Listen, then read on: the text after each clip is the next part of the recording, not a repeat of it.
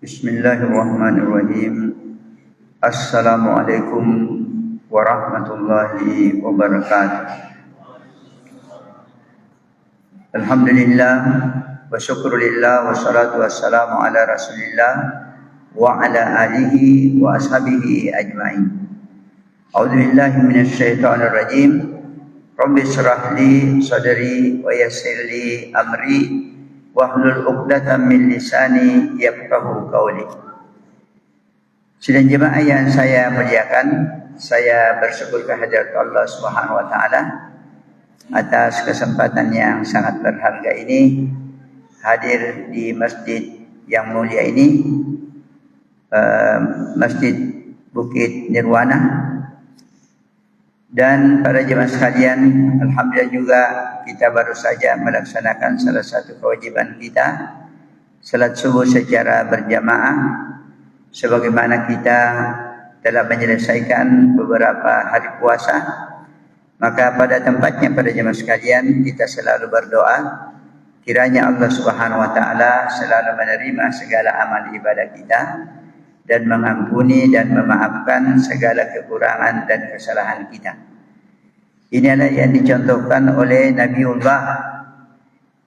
Allah dan juga bergelar sebagai Khalilullah, kekasih Allah, Nabi Ibrahim alaihissalam, di mana beliau para jemaah sekalian diperintahkan oleh Allah untuk membangun Ka'bah. Setelah beliau bangun Ka'bah itu dengan baik, maka beliau tidak lupa berdoa yang diabadikan dalam Quran yang mengatakan, A'udzubillahi minasyaitonirrajim, Rabbana taqabbal minna, wahai Tuhan kami, terimalah amal kami, innaka antas samiul alim, engkaulah Tuhan yang maha mendengar lagi maha mengetahui, wa tub alaina, dan terimalah taubat kami, innaka antat tawwabur rahim, engkaulah Tuhan yang maha menerima taubat lagi maha penyayang. Para jemaah sekalian, juga doa yang tidak kalah pentingnya perlu kita selalu, yaitu sampaikan kepada Allah Subhanahu wa taala, ialah supaya hati kita ini tetap bersemangat sampai akhir Ramadan para jemaah sekalian.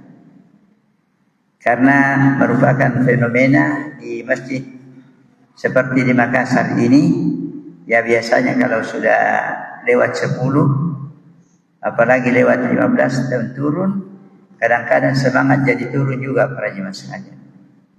Yang maju sapnya karena sudah kurang orang. Nah, ini para jemaah sekalian satu hal yang seharusnya tidak terjadi. Karena di dalam hadis dikatakan, innamal a'malu bil khawatimi, sesungguhnya amal itu yang paling menentukan adalah penghabisan. Apalagi dalam bulan suci Ramadan ini, yang paling mulia di antaranya adalah 10 yang terakhir, karena disitulah puncak daripada ibadah dalam Ramadan yang disebut Lailatul Qadri. Kalau kita sempat beribadah pada malam Lailatul Qadri, Lailatul Qadri khairum min alfi syahrin, maka beribadah pada malam Lailatul Qadar itu lebih mulia dari 1000 bulan para jemaah sekalian. Maka ini harus kita usahakan bersama.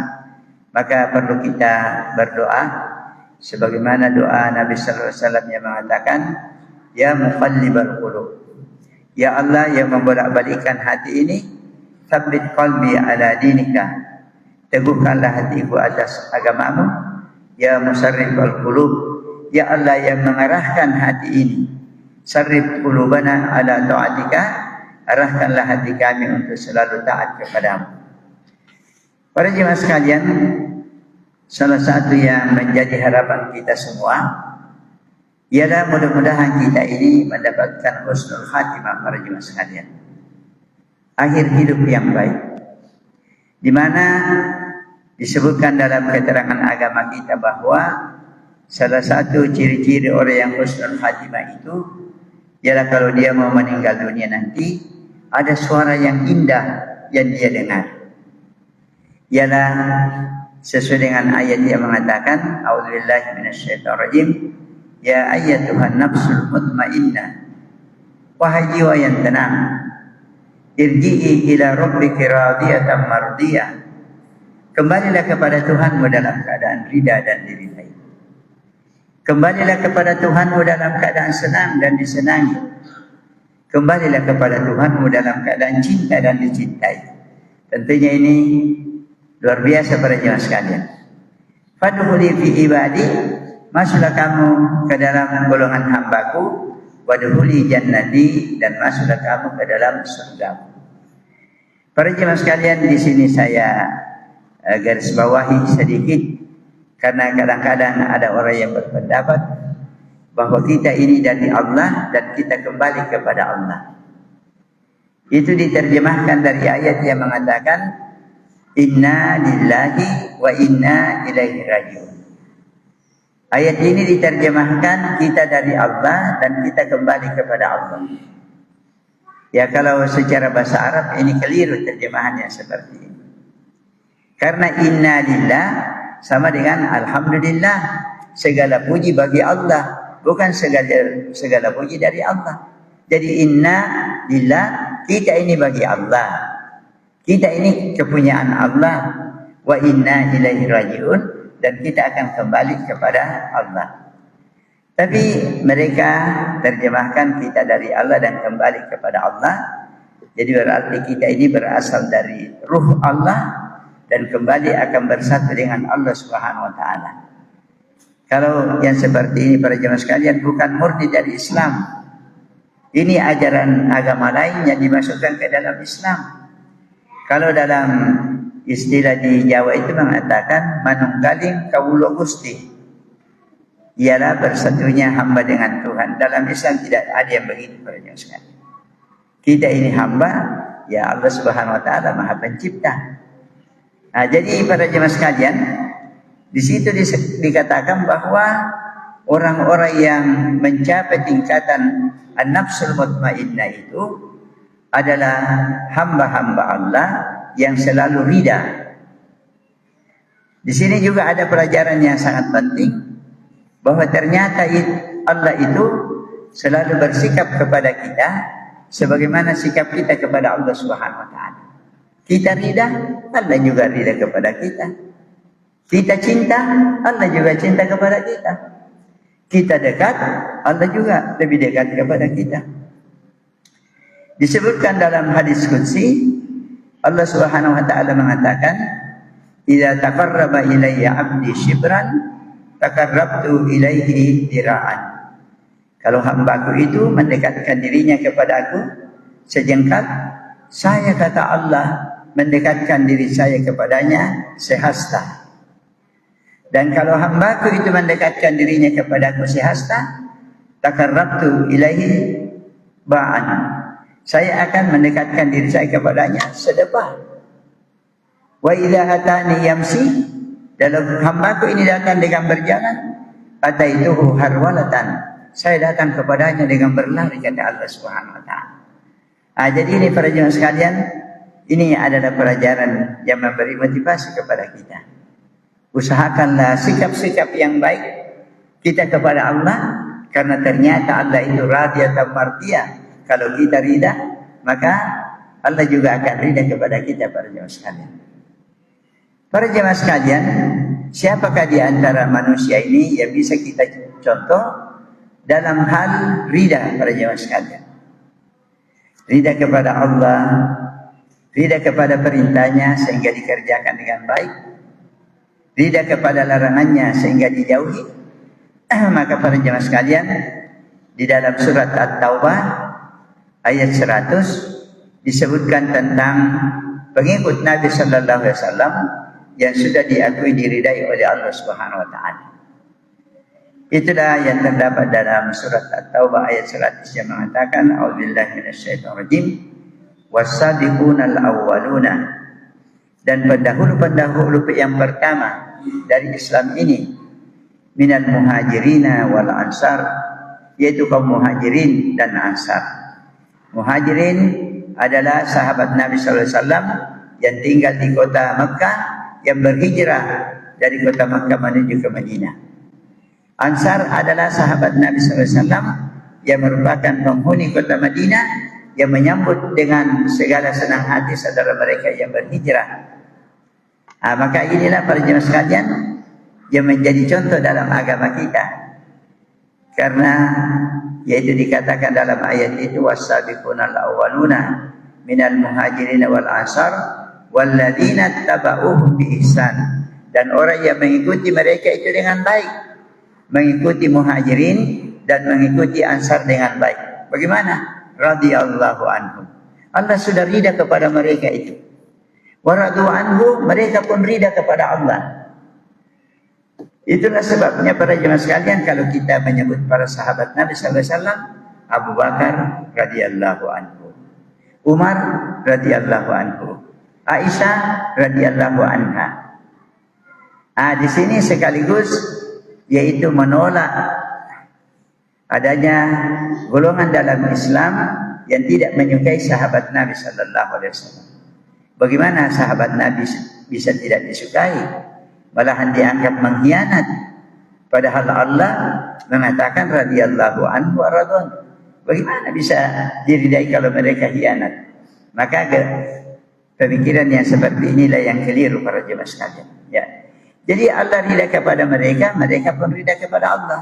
Wa'ada lahum jannatin tajri tahtaha al-anharu khalidina fiha abada. Allah menyiapkan bagi mereka taman-taman surga yang di celah-celahnya ada sungai, mereka kekal selama-lamanya di dalamnya.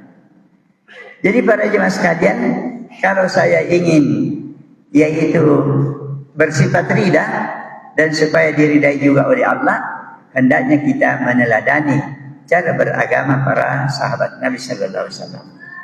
Maka ada seorang imam dalam Islam, Imam Al-Auza'i, mengatakan, kalau kita ingin meneladani para sahabat Nabi sallallahu alaihi wasallam, maka mereka itu mempunyai 5 karakteristik yang perlu kita ikuti. 5 karakternya para jemaah sekalian. 5 kepribadian dari para sahabat Nabi sallallahu alaihi wasallam. Kepribadian yang pertama para jemaah sekalian adalah luzumul jamaah. Mereka komitmen dengan jamaah, yaitu akidah jamaah, akidah Ahlus Sunnah wal Jamaah para jemaah sekalian. Apa itu akidah Ahlus Sunnah wal Jamaah?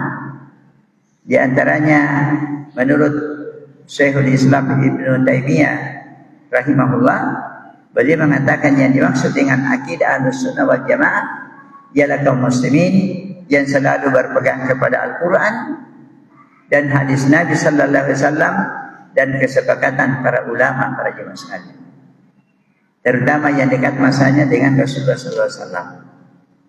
Itulah maka Muhammadiyah insyaallah, Nahdlatul Ulama, Wahdah Islamiyah, Jamaah Tabligh dan lain-lainnya itu semua Ahlus Sunnah wal Jamaah para jemaah sekalian. Meskipun ada perbedaan sedikit, tapi itu namanya furu'iyah. Tidak ada perbedaan pokok di dalam artinya organisasi kita yang disebut tadi. Tetapi kalau Syiah para jemaah sekalian, ini perbedaan pokok. Karena Syiah itu tidak mengakui Abu Bakar As-Siddiq radhiyallahu anhu, Umar, Utsman radhiyallahu anhum, yang diakui hanya Sayyidina Ali radhiyallahu anhu. Semuanya yang 3 ini sebelum Sayyidina Ali dianggap merampas haknya Sayyidina Ali. Maka ini alhamdulillah Majelis Ulama sudah memfatwakan sebagai aliran yang menyimpan dan sesat para jemaah sekalian. Termasuk yang disebut Ahmadiyah, karena mereka masih mengakui bahwa ada Nabi sesudah Nabi sallallahu alaihi wasallam, ialah Mirza Ghulam Ahmad. Yang kedua, kepribadian para sahabat Nabi sallallahu alaihi wasallam adalah yaitu imaratul masajid. Mereka selalu memakmurkan masjid Allah Subhanahu wa taala. Di mana saja, kapan saja mendengar azan, dia tidak tahan kalau tidak pergi ke masjid para jemaah sekalian. Kenapa? Karena ini orang-orang yang selalu datang ke masjid itu diakui dalam Quran dan hadis sebagai orang beriman para jemaah sekalian. Tidak dipertanyakan lagi. Sesuai dengan firman Allah yang mengatakan, innama ya'muru masajidallah man amana billah.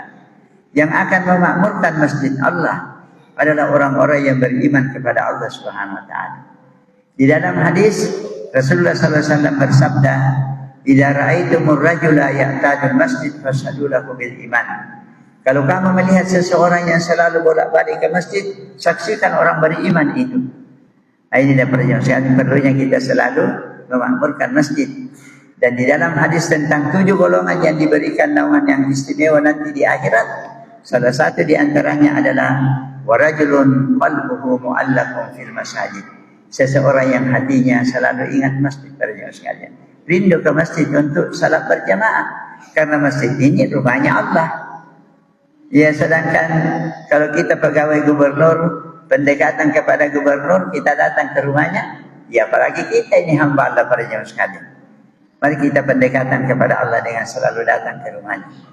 Selanjutnya, yang ketiga, disebutkan tentang kepribadian para sahabat Nabi SAW adalah tilawatul Quran.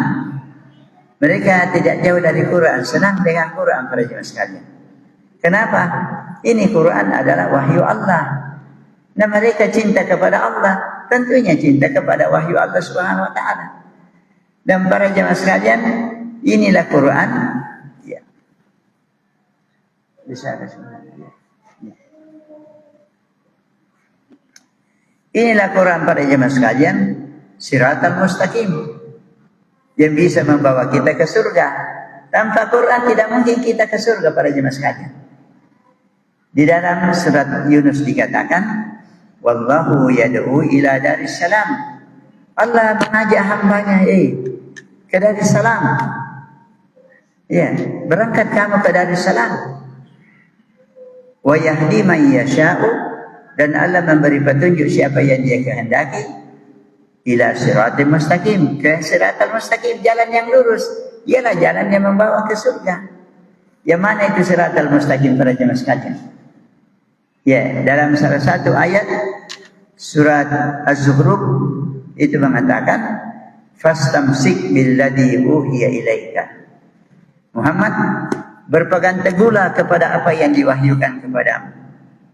Innaka ala siratal mustaqim.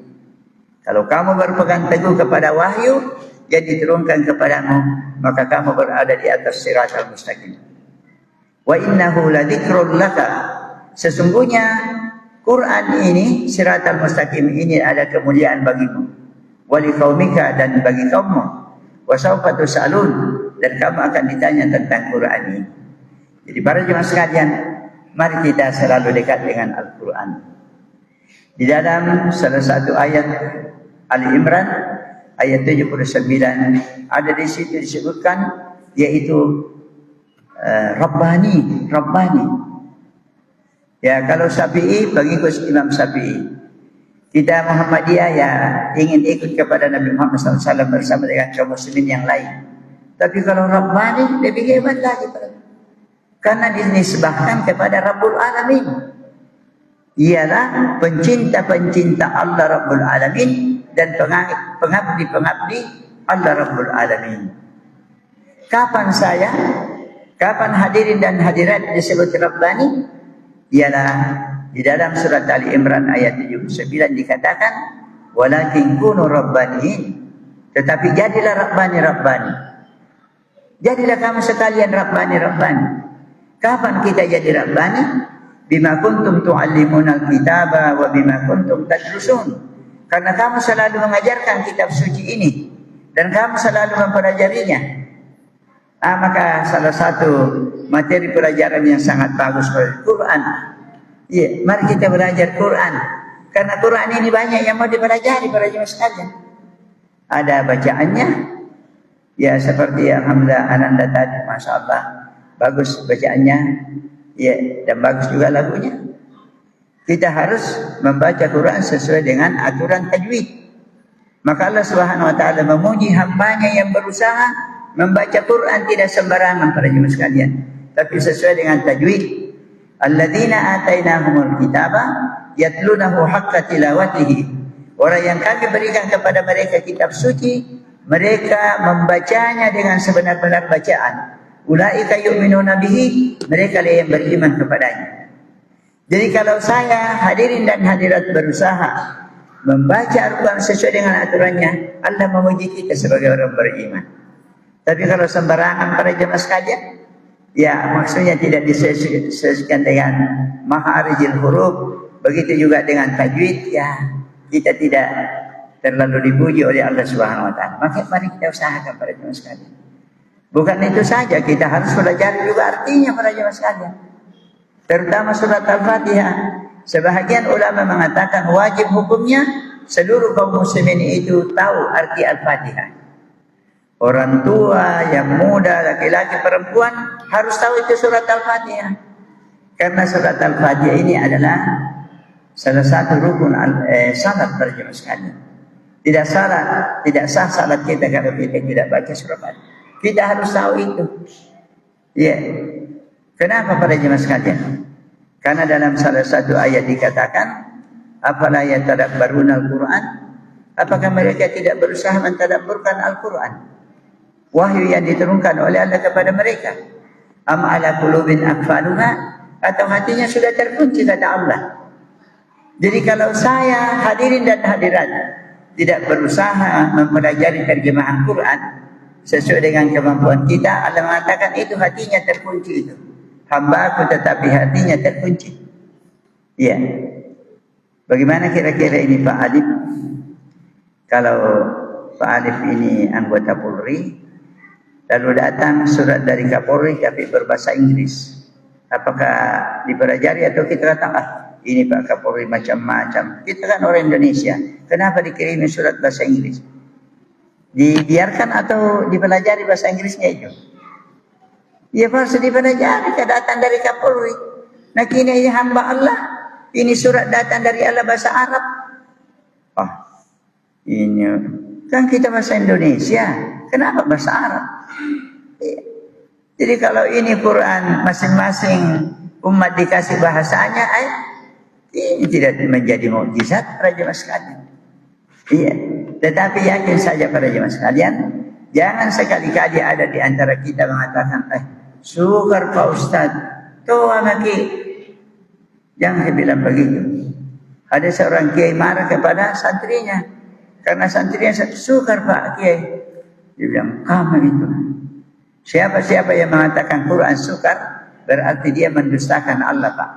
Nah Pak balik-balik pun Allah Ta'ala. Maka dia balik-balik pun Allah Ta'ala. Kenapa? Karena ada satu surah dalam Quran ini namanya surat Al-Qamar, surat yang ke-54 para jemaah sekalian. 4 kali diulang ayat yang sama yang maknanya Quran ini sudah dimudahkan oleh Allah. Yaitu dikatakan walaqad yassarnal Qur'ana lidzikri. Sungguh kami telah mudahkan Al-Quran ini untuk dipelajari, diingat. Wahal min muddakir, adakah yang mau mempelajari Quran ini?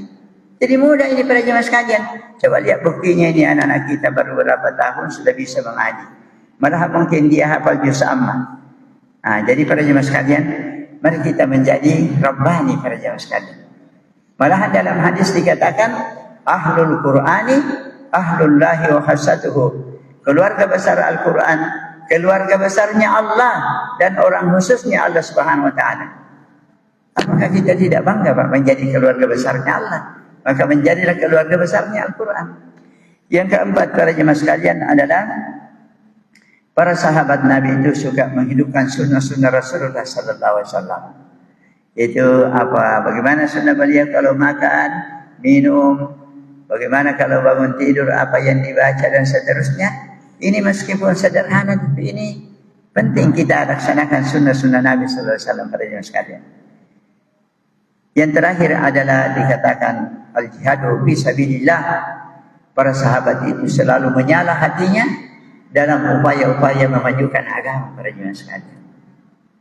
Karena memajukan agama ini fi sabilillah itu adalah amanat Allah kepada para manusia-manusia pilihannya yang kita juga diamanahkan untuk mengikuti para nabi-nabi, rasul, supaya kita ini menghidupkan jalan Allah Subhanahu wa taala.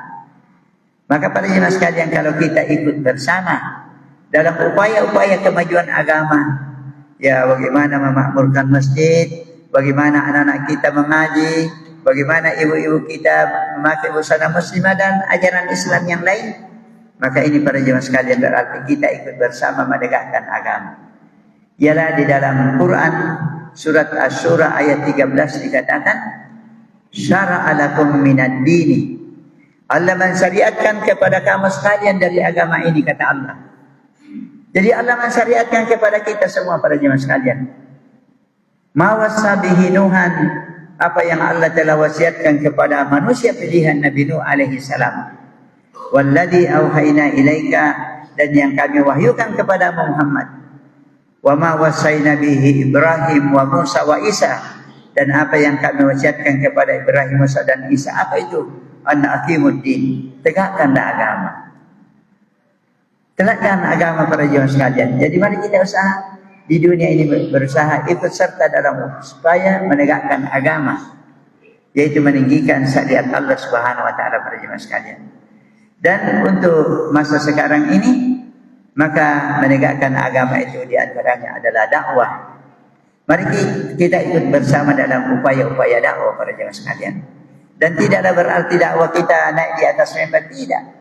Ya, kita bicara dengan teman itu sudah dakwah. Karena Nabi sallallahu alaihi wasallam mengatakan balighu anni walau ayah, sampaikanlah meskipun sepotong ayat saja yang kamu katakan. Malah kamu tidak tahu ayatnya, tapi sudah jelas perintah Allah ya. Nah, mari kita salat jamaah, mari kita dengan pengajian itu sudah pasti menyampaikan pesan Allah. Cuma para jemaah sekalian, setan itu berusaha menghalangi kita. Bagaimana kau berdakwah, kau bukan kiai? Padahal itu tadi hadis mengatakan sampaikanlah meskipun sepotong ayat, biar kita bukan kiai. Yang kedua, kadang-kadang setan mengatakan, apa kau mau menyampaikan? Nah, kalian lagi nusawala. Bagaimana mau menyampaikan kepada orang lain? Ini juga salah para jemaah sekalian. Kalau kita menunggu sampai sempurna baru mau menyampaikan pesan agama, mati nanti Pak, tidak menyampaikan pesan agama itu. Kapan kita ini sempurna? Yang sempurna itu hanya Nabi Muhammad SAW. Sehingga ada ulama mengatakan kalau tidak boleh kita menyampaikan agama kecuali kalau kita sudah sempurna, maka tidak ada yang menyampaikan agama kecuali Nabi Muhammad SAW. Jadi mari kita sampaikan meskipun kita ini masih banyak kekurangan. Tetapi kadang-kadang kalau kita suka menyampaikan, maka kita termotivasi, saya harus kerjakan ini. Umpamanya saya guru, tapi salat jamaah nanti ya, saya belum salat jamaah. Tapi nanti dalam hati, kenapa saya ini guru menyuruh murid saya salat jamaah, saya tidak salat jamaah, salah ini. Akhirnya dia salat jamaah. Para jemaah sekalian, mari kita menyampaikan meskipun kita ini masih kurang. Yang terakhir para jemaah sekalian, kadang-kadang setan mengatakan, apa kamu? Sekarang ini manusia kepala batu. Setengah mati dikasih tahu, tidak ada perubahan, tidak harapan. Itu bukan masalah kita Pak. Fadzakir innama anta mudzakir. Berilah peringatan, kewajiban kamu hanya memberi peringatan. Yang memberi hidayah itu adalah Allah Subhanahu wa taala. Fadzakir fa inna dzikra tanfa'ul mu'minin. Berilah peringatan, sesungguhnya peringatan itu akan bermanfaat bagi orang beriman. Ini saya lihat di bawah ini Pak, saya baca penjelasan ulama. Andai kata umpamanya di masjid ini salat Jumat, lalu kadang-kadang ada saf-saf yang masih kosong di depan, di belakang sudah ada. Jadi kalau panitia masjid, apalagi kalau khatib mengajak kita ke depan Pak, ke depan mungkin. Kadang-kadang di masjid itu, ya kami mengajak jemaah memenuhi saf di depan, tidak mau bergerak. Mungkin yang bilang ini Pak Hatib ini macam-macam saja. Menurut ulama tadi ini, fadzakir fa inna dzikra tanfa'ul mu'minin. Berilah peringatan karena peringatan itu bermanfaat untuk orang beriman. Kalau kita tidak bergerak waktu itu Pak, berarti kita punya keimanan itu. Karena kalau orang beriman harus bermanfaat peringatan kepadanya. Nah disuruh maju dia tidak mau maju, berarti keras kepala para jemaah sekalian. Berarti keimanannya itu diragukan. Bukan diragukan artinya kurang. Karena di dalam Al-Quran surat An-Nur ayat 51 dikatakan, innama kana qaulal mu'minina, sesungguhnya yang menjadi ucapan orang yang beriman, idza du'u ilallahi wa rasuli, kalau diajak kepada hukum Allah dan Rasulnya, liyahkuma bainahum, supaya menjadi hukum dan aturan di antara mereka, ayyaqulu sami'na wa ata'na. Dia akan merespon dengan kami dengar dan kami taati, itulah orang yang beruntung. Para jemaah sekalian, inilah yang saya jadikan nasihat untuk diri saya dan kepada jemaah. Yang kesimpulannya, untuk kita mendapatkan husnul khatimah, maka mudah-mudahan kita kalau mau meninggal dunia, kita dipanggil sebagai ya ayatuhan nafsul mutmainnah, wahai jiwa yang tenang dan taat, kembalilah kepada Tuhanmu dalam keadaan ridha dan diridai. Maka perlu kita memiliki sifat ridha dan diridai. Siapakah yang perlu kita contoh supaya kita ridha dan diridai? Contohlah para sahabat Nabi sallallahu alaihi wasallam yang akidahnya adalah akidah yang benar, suka memakmurkan masjid, suka membaca Quran dan mempelajari Quran, menghidupkan sunnah-sunnah Nabi, dan selalu ikut serta dalam upaya-upaya memajukan agama Allah Subhanahu wa taala. Kita tutup dengan doa, Allahumma ya Allah, a'inna, tolonglah kami ala dzikrika, untuk selalu berzikir kepadamu, wa syukrika, dan bersyukur kepadamu, wa husni ibadatika, dan memperbaiki ibadah kepadamu. Hadanallahu ajma'in. Wassalamualaikum warahmatullahi wabarakatuh.